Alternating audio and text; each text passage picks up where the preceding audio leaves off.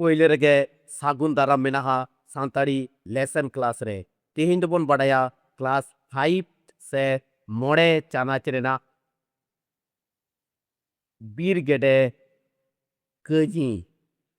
ओलकदाय लीला Majumdar नोडेना कुकली are तेलाकर मी चौथात अड़ो बाछाव कतेत अयत ते आरहो all में मी टुडा मी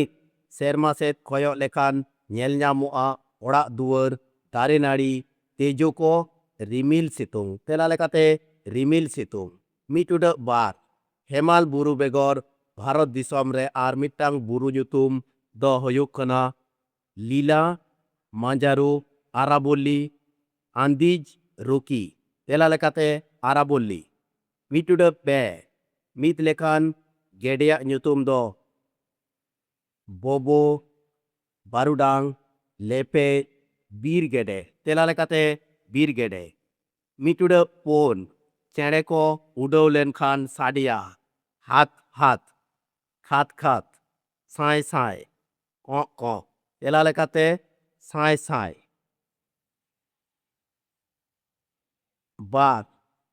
को साव खो जोपड़ा में बरफ आरेन बीर बागवान धारती पोसमोता चोमोल रूसिया एहब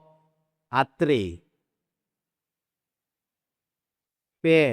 ओढ़न खन मुटुड मेसा नौका मोड़े गोटांग अड़ पांजा कतेत ऑल में आंजोमुआ तिगुइना खा खा जहातीस साय साय पोन खटन को साजाव कतेत ऑल में तेला लेकातिन लिया बीर गेडे दक्षिण सेत को उडौ चालाक खान बार रहुआ आरहो मिटांग बीर गेडे हो नुई सेंद्राय उडौ आचुरेनाय पेरे फकड़ दो घलेन ताया पोन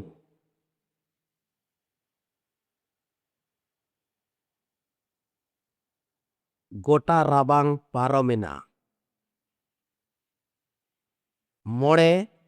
दिसोम रुवड़ कतेत तुके को बेनावा ओपन वाको मोड़े एकेन ठाव पेरेज में मोड़े डुड मी हड़ बानुक को बरफ ते एसेत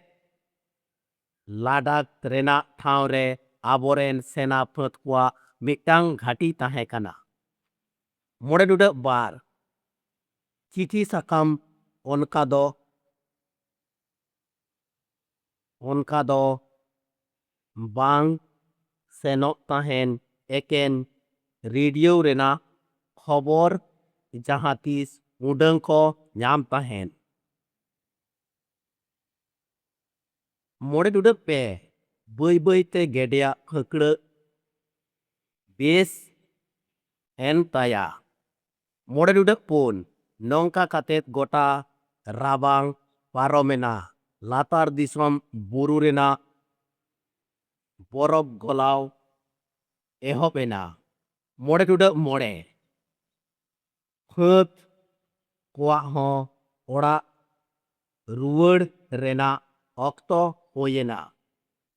तुरुई अड़ झाका खन यूनुम आर गुनुम पारिस को ऑल हटिंग में यूनुम खाल लादाक बरफ तांबू गेडे सेरमा गुनुन बीर राबांग लोलो चोमोल पोटोर खाटी मा एनखान वीडियो जुदी बोन कुसियाक कना सब्सक्राइब माबोन लाइक माबोन आर शेयर माबोन।